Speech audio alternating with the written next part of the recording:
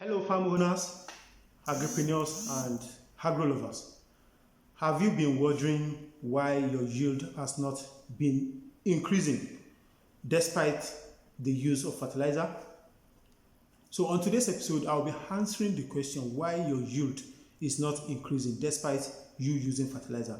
And I'm not talking about you using fake fertilizer. You are actually using original fertilizer, as in I mean genuine fertilizer, and yet your crop productivity, your yield is not increasing.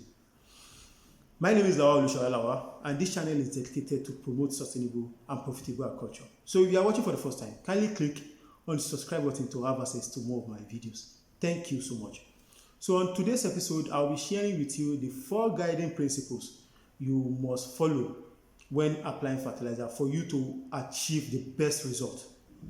So without wasting much of your time, the number 1 principle I'll be sharing with you is the principle of placement. The principle of placement. Different crops have different fertilizer placement requirements. We have broadcasting method, we have side placement method, and we have the deep placement method. These 3 methods are meant for different type of crop. If you are planting vegetables, or you are planting rice, or you are planting any kind of crop that grows in pack, then it is advisable you use broadcasting method. Whereas if you are planting crops like maize, you are planting crops like, let's say for example, you are planting maize, millet, sorghum, cereals crop like that, the method advisable you are advisable to use is the side placement method. Whereas if you are planting crops like, maybe you are planting some tree crop, you are planting tuber crop like cassava or yam, you can actually do a deep placement method. So don't ever make the mistake of broadcasting your fertilizer on a maize field or on a cassava field, because if you do this, many of those fertilizers will be going to waste and you will not be having the best result for the fertilizer. You will end up feeding the field, feeding the wheat, and feeding the bare ground. So make sure you are applying the fertilizer at the correct style you are supposed to be applying it, depending on the type of crop you are growing on your soil. If you do this, definitely you'll be having the best result for your fertilizer. The second principle I'll be sharing with you is the principle of timing. There are some time you are not supposed to apply your fertilizer. You don't just wake up in the morning and say, oh, without considering any other factor. You say, okay, today we are applying fertilizer. There are some time you should not do that.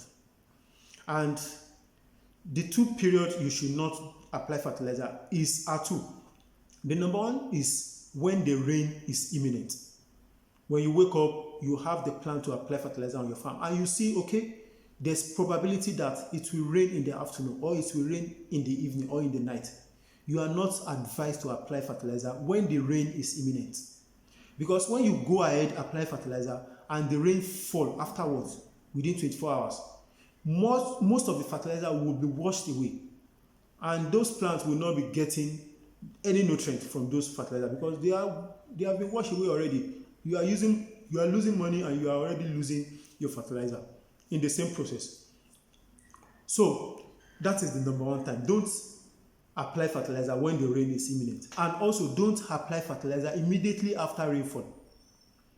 This might come as a surprise because when you apply fertilizer immediately after the rainfall, the soil is still very wet. And applying fertilizer at those times, don't forget, fertilizer are chemical substances. When you apply fertilizer to a very, very wet soil, they are being affected by what we call volatilization, and their efficacy will reduce. They will not be able to deliver those nutrients as appropriately. The soil is saturated, and the absorption capability of the crop at that time are also low. So don't apply fertilizer immediately after the rain, or when the soil is waterlogged, or when the soil is very, very wet. So this will take me to the next principle, which is the principle of source. It's not enough for you to just go to agro shop to buy fertilizer and start applying on your farm. Just to go and buy NPK, just buy urea. No. Different crop have different nutrient requirements. We have some crop that have higher requirements for phosphorus. We have some crop that have higher requirements for potassium. We have other crops that have higher requirements for nitrogen. It's not that they don't require other nutrients, but they have higher requirement to a particular nutrient. So you must know the nutrient required by the crop you are growing. This will guide you in knowing the type of fertilizer, the best type of fertilizer you should be applying to your soil.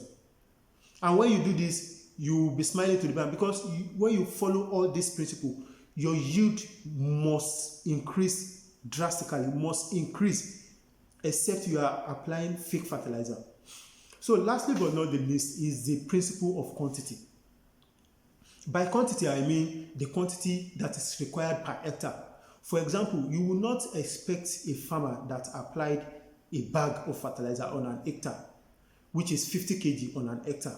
You will not be expecting the same yield from that farmer to a farmer that applied about 150 to 200 kilogram per hectare on the farm. The yield will be different because the nutrients are applied, the quantity of the nutrients applied. Fertilizer is just plant food, so the food given are different. So definitely these are the guiding principles that guide the application of fertilizer if you want to achieve the best result. I hope you've gotten value from this video one way or the other. If you actually got value from this video, kindly give it a like, share with your friends, and tell your friend to subscribe to this channel to allow us reach more audience. Thank you for your time and thank you for your attention. See you on my next video. Sheshe.